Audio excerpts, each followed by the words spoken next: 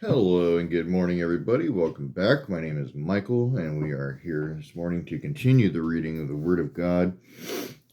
Hope everybody had a wonderful weekend and enjoyed whatever sun might have been your way.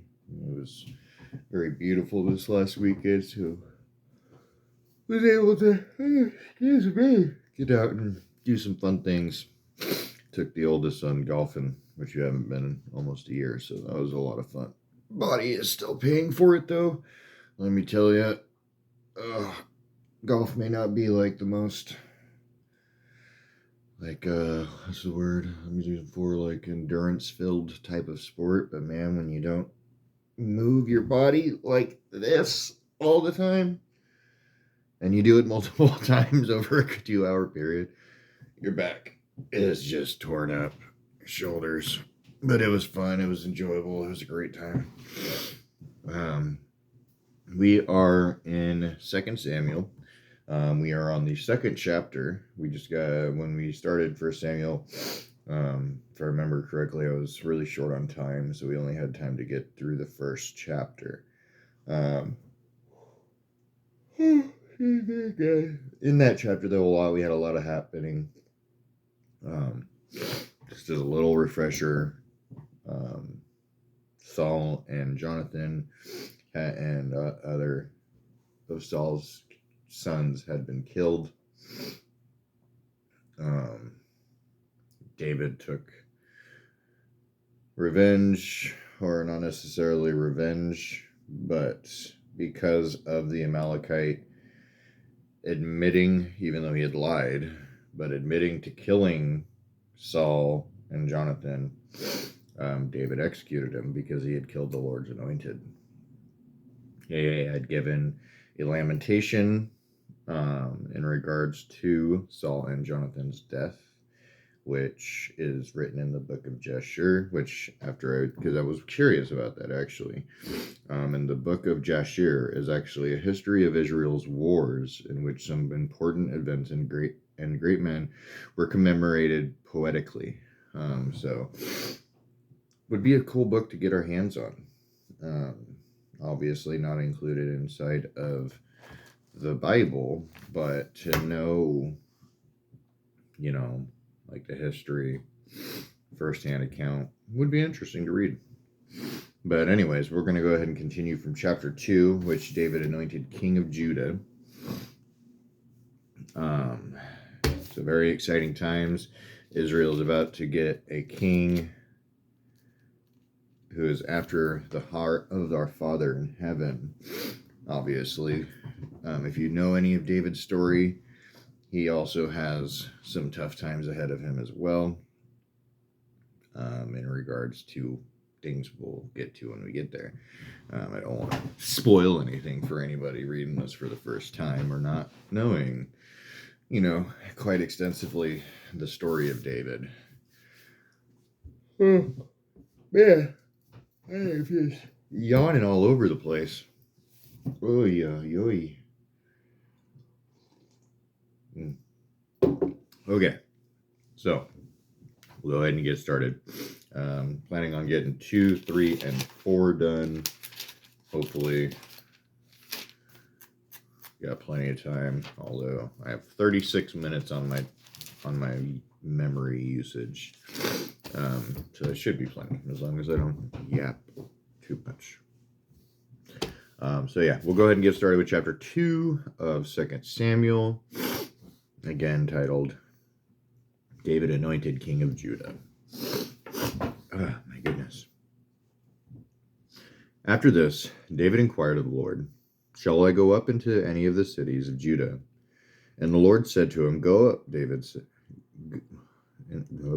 "Go up," David said. "To which shall I go up?" And he said, "To Hebron." So David went up there, and his 2 wives also, Ahinoam of Jezreel, and Abigail, the widow of Nabal of Carmel. And David brought up his men who were with him, everyone with his household, and they lived in the towns of Hebron. And the men of Judah came, and there they anointed David king over the house of Judah. When they told David it was the men of Jabesh Gilead, who buried Saul, David sent messengers to the men of Jabesh Gilead and said to them, "May you be blessed by the Lord, because you showed this loyalty to Saul your Lord and buried him. Now may the Lord show steadfast love and faithfulness to you, and I will do good to you because you have done this thing. Now before, let your hands be strong and be valiant. For Saul your Lord is dead, and the house of Judah has anointed me king over them." But Abner, the son of Ner, commander of Saul's army, took Ishbosheth, the son of Saul, and brought him over to Mahanaim. And he made him king over Gilead and the Asherites and Jezreel and Ephraim and Benjamin and all Israel. Ishbosheth, Saul's son, was 40 years old when he began to reign over Israel, and he reigned 2 years. But the house of Judah followed David. And the time that David was king in Hebron over the house of Judah was 7 years and 6 months. Now Abner the son of Ner and the servants of Ishbosheth the son of Saul went out from Mahanaim to Gibeon. And Joab the son of Zeruiah and the servants of David went out and met with him at the pool of Gibeon. And they sat down, and one on the one side of the pool, and the other on the other side of the pool. And Abner said to Joab, "Let the young men arise and compete before us." And Joab said, "Let them arise." Then they rose and passed over by number, 12 for Benjamin, and Ishbosheth the son of Saul, and 12 of the servants of David. And each caught his opponent by the head, and thrust his sword in his opponent's side, so they fell down together. Therefore that place was called Helkath Hazerim, which is at Gibeon. And the battle was very fierce that day, and Abner and the men of Israel were beaten before the servants of David. Jeez, I didn't realize how close my face was. And the 3 sons of Zeruiah were there, Joab, Abishai, and Ashael. Now Ashael was as swift of foot as a wild gazelle. And Ashael pursued Abner, and as he went, he turned neither to the right hand nor to the left from following Abner. Then Abner looked behind him and said, "Is it you, Ashael?" And he answered, "It is I." Abner said to him, "Turn aside to your right hand or to your left, and seize one of the young men and take his spoil." But Ashael would not turn aside from following him. And Abner said again to Ashael, "Turn aside from following me. Why should I strike you to the ground? How then could I lift up my face to your brother Joab?" But he refused to turn aside. Therefore Abner struck him in the stomach with the butt of his spear, so that the spear came out of his back. And he fell there and died where he was. And all who came up to the place where Ashael had fallen and died stood still. But Joab and Abishai pursued Abner, and as the sun was going down, they came to the hill of Ammah, which lies before Giah, on the way to the wilderness of Gibeon. And the people of Benjamin gathered themselves together behind Abner, and became one group, and took their stand on top of a hill. Then Abner called to Joab, "Call the sword devourer forever. Do you not know that the end will be bitter? How long will it be before you let your people to turn from the pursuit of their brothers?" And Joab said, "As God lives, if you had not spoken, surely the men would have not given up the pursuit. Would not given up the pursuit of their brothers until the morning." Excuse me. So Joab blew the trumpet, and all the men stopped and pursued Israel no more, nor did they fight any more. And Abner and his men went all that night through the Arabah. They crossed the Jordan, and marching the whole morning, they came to Mahanaim.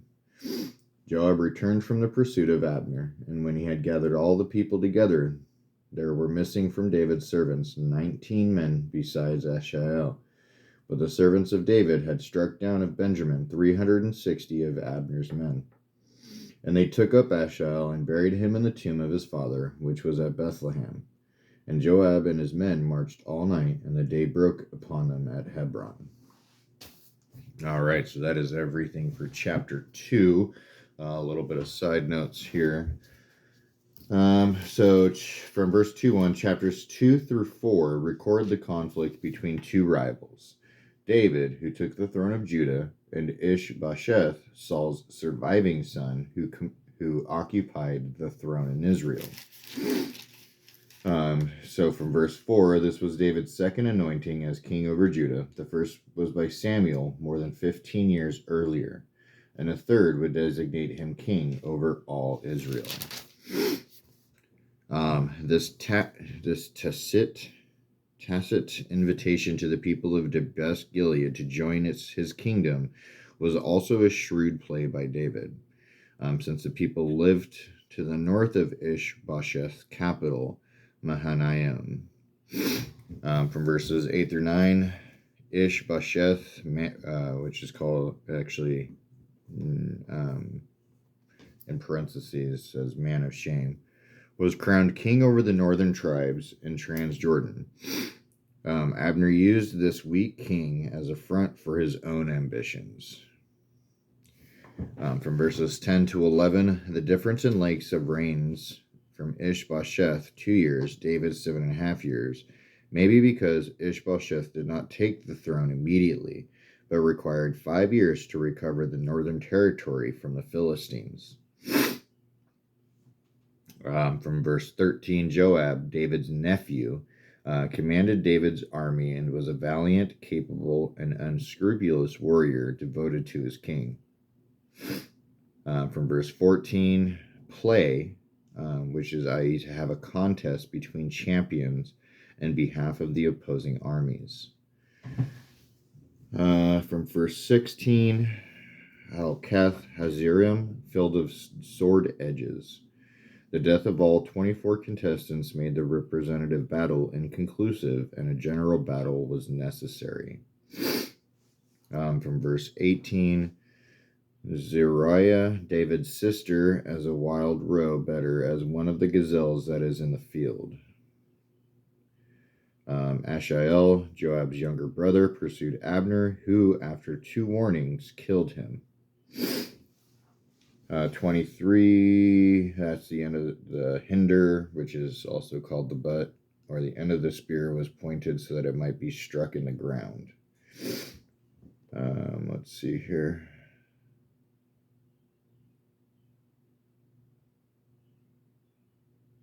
So Ashael's brother from verse 24 sought revenge, but agreed to a truce. From verse 27, had Abner not issued a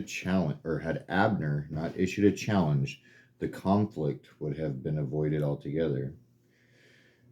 So that's it for our side notes on chapter 2.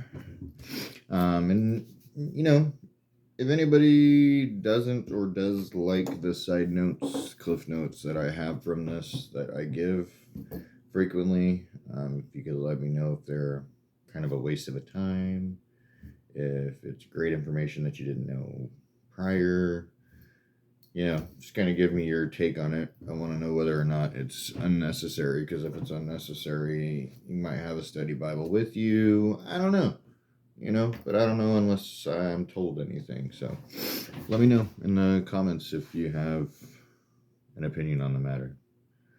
Otherwise, I'm just going to continue doing what I'm doing. Okay, so chapter 3, Abner joins David. Now there was a long war between the house of Saul and the house of David, and David grew stronger and stronger, while the house of Saul became weaker and weaker. And sons were born to David at Hebron. His first was Amnon of Ahinoam of Jezreel, and his second, Chileab of Abigail, the widow of Nabal of Carmel. And the third, Absalom, the son of Maacah, the daughter of Talmai, king of Geshur. And the fourth, Adonijah, the son of Haggith. And the fifth, Shephatiah, the son of Abidal. And the sixth, Ithream of Eglah, David's wife. These were born to David in Hebron. Sorry, first time hearing the names tends to be a little difficult in pronunciation because it doesn't really give a pronunciation in here. Oh, excuse me. Now, while there was war between the house of Saul and the house of David, Abner was making himself strong in the house of Saul. Now Saul had a concubine whose name was Rizpah, the daughter of Aiah, and Ishbosheth said to Abner, "Why have you gone into my father's concubine?" Then Abner was very angry over the words of Ishbosheth and said, "Am I a dog's head of Judah? To this day I keep showing steadfast love to the house of Saul your father, to his brothers and to his friends, and have not given you into the hand of David.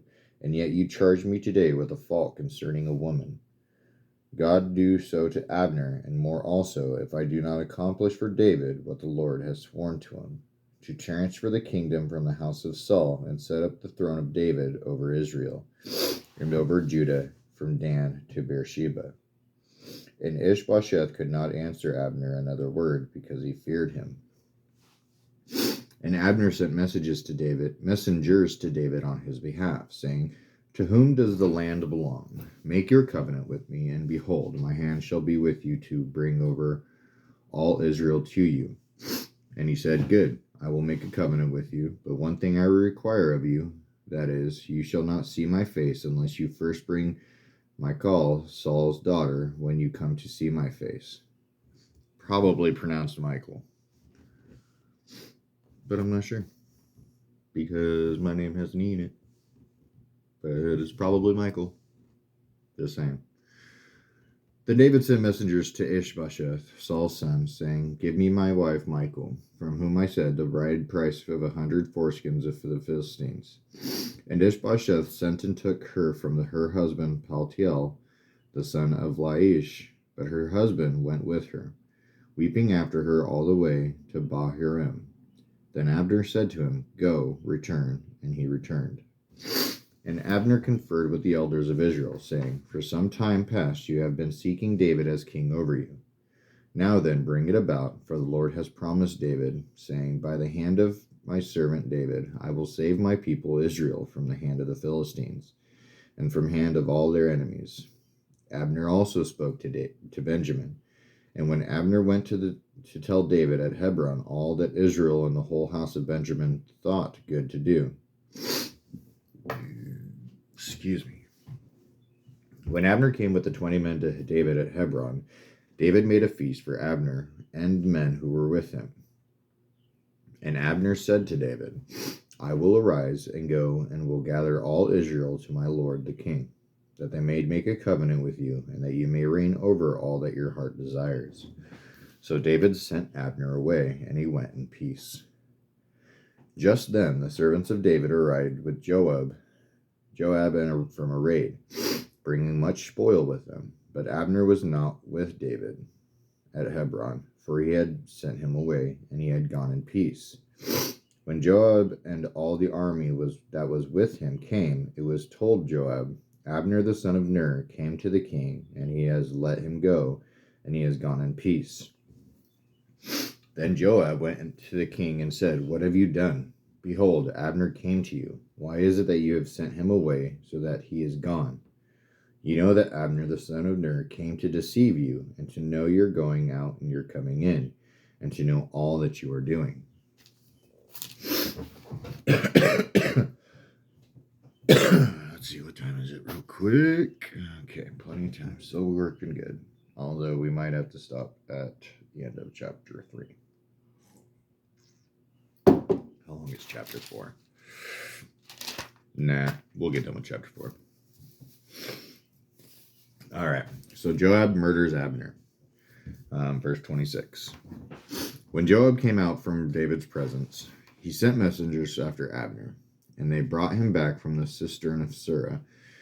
But David did not know about it. And when Abner returned to Hebron, Joab took him aside from the midst of the gate to speak with him privately, and there he stuck him in the stomach, so that he died, for the blood of Asahel his brother. Afterward, when David heard of it, he said, I and my kingdom are forever guiltless before the Lord for the blood of Abner and the son of Ner. May it fall upon the head of Joab and upon all his father's house, and may the house of Joab never be without one who has a discharge, or who is leprous, or who holds a spindle, or who falls by the sword, or who lacks bread. So Joab and Abishai, his brother, killed Abner, because he had put their brother Asahel to death in the battle of Gibeon. Excuse me. Verse 31, David mourns Abner. Then David said to Joab and to all the people who were with him, "Tear your clothes and put on sackcloth and mourn before Abner." And King David followed the bier. They buried Abner at Hebron, and the king lifted up his voice and wept at the grave of Abner, and all the people wept. And the king lamented for Abner, saying, "Should Abner die as a fool dies? Your hand were not bound, your feet were not fettered. As one falls before the wicked, you have fallen." And all the people wept again over him. Then all the people came to persuade David to eat bread while it was yet day. But David swore, saying, "God do so to me, and more also, if I taste bread or anything else till the sun goes down." And then all the people took notice of it, and it pleased them. And everything that the king did pleased all the people. So all the people and all Israel understood that day that it had not been the king's will to put to death Abner the son of Ner. And the king said to his servants, "Do you not know that a prince and a great man has fallen this day in Israel? And I was gentle today, though anointed king. These men, the sons of Zeruiah, are more severe than I. The Lord repay the evildoer. The Lord repay the evildoer according to his wickedness." All right, so that is the conclusion of chapter 3 here. We got some time to go over some cliff notes and get done with chapter 4. 4 is very quick. It only actually has 12 verses into it, so we'll be able to get that done.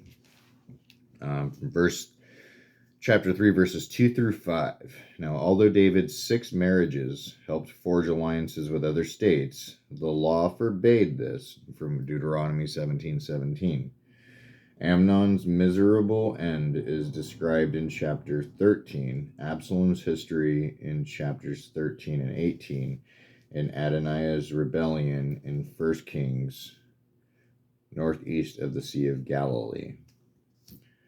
So more information that we just haven't got to yet.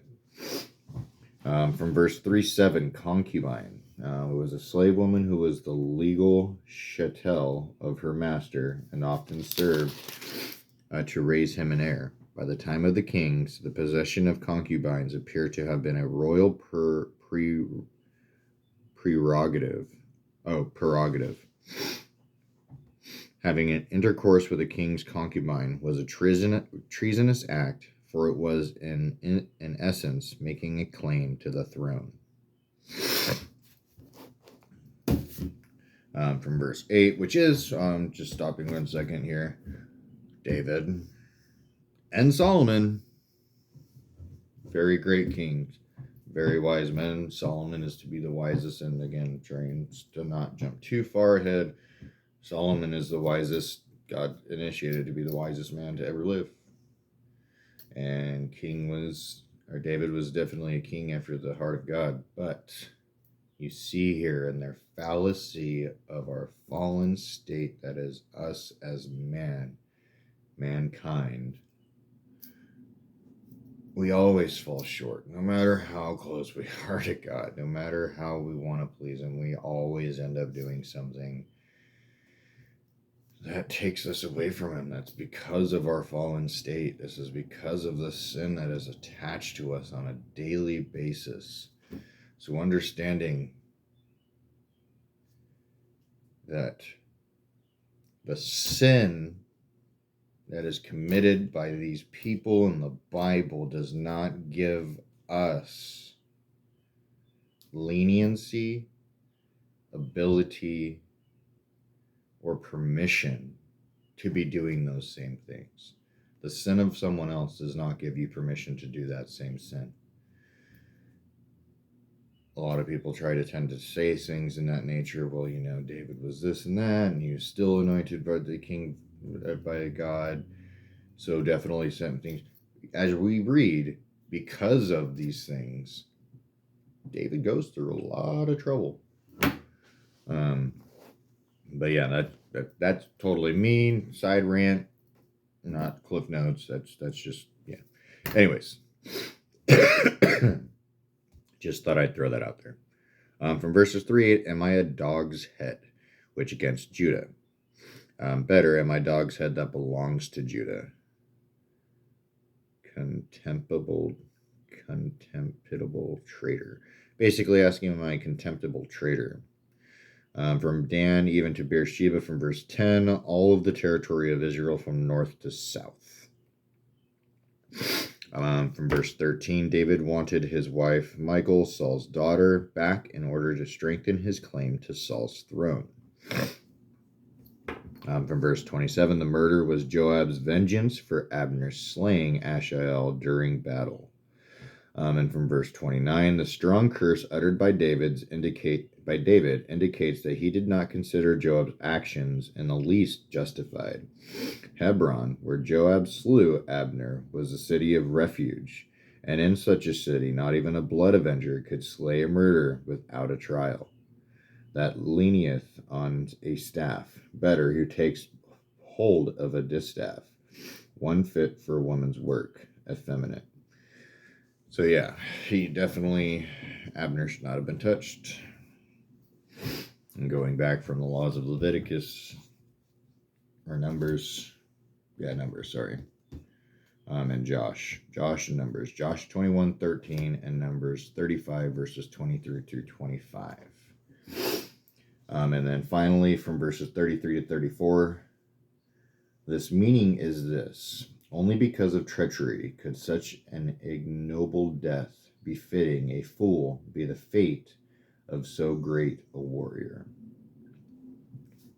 All right, so that is a conclusion for chapter 3. Side notes, cliff notes, little extra info here.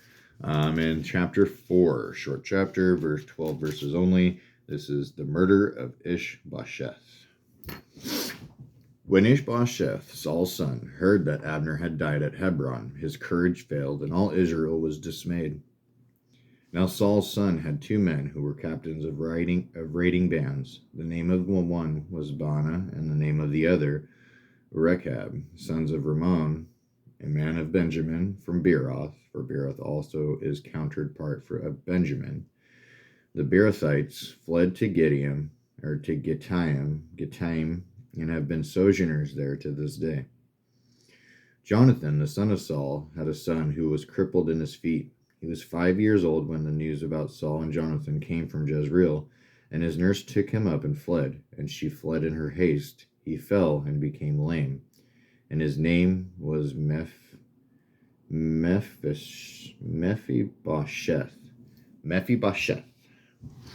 Now the sons of Rimmon, the Beerothite, Rechab and Baanah, set out, and about the heat of the day they came to the house of Ishbosheth as he was taking his noonday rest. And they came into the midst of the house as if to get wheat, and they stabbed him in the stomach. Then Rechab and Baanah his brother escaped. When they came into the house, as he lay on his bed in his bedroom, they struck him and put him to death and beheaded him. They took his head and went by the way of the Arabah all night, and brought the head of Ishbosheth to David at Hebron. And they said to the king, "Here is the head of Ishbosheth, the son of Saul, your enemy, who sought your life. The Lord has avenged my Lord, the king of this day, on Saul and on his offspring." But David answered Rechab and Baanah his brother, the sons of Rimmon the Beerothite, "As the Lord lives, who has redeemed my life out of every adversity. When one told me, 'Behold, Saul is dead,' and thought he was bringing good news, I seized him and killed him at Ziklag, which was the reward I gave him for his news. How much more then wicked men have killed a righteous man in his own house, on his bed, shall I not now require his blood at your hand, and destroy you from the earth?" And David commanded his young men, and they killed them, and cut off their heads and feet, and hanged them beside the pool at Hebron. But they took the head of Ishbosheth and buried it in the tomb of Abner at Hebron. Oh, dang it.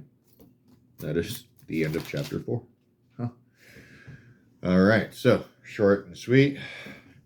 Again, as we see at the end of chapter 1, when Saul had been killed and Jonathan had been killed, and the Amalekite came and gave news to David about Saul and Jonathan's death, thinking, oh, this is going to be such a great thing.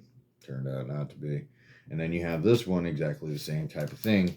You have Ishbosheth, but in this instance, he wasn't just, taken by surprise in the middle of a battle. He was killed in his home, in his bed, while he was sleeping. So yeah, David was not happy. From verse 1, side notes here, his hands were feeble. Most likely he lost his courage. From verse 4, Jezreel, the plain where the Philistines enraged Israel in battle. Regarding the name Mephibosheth, see note on 1 Chronicles 8:34. His story is resumed in 2 Samuel 9. His lameness disqualified him from serving as king.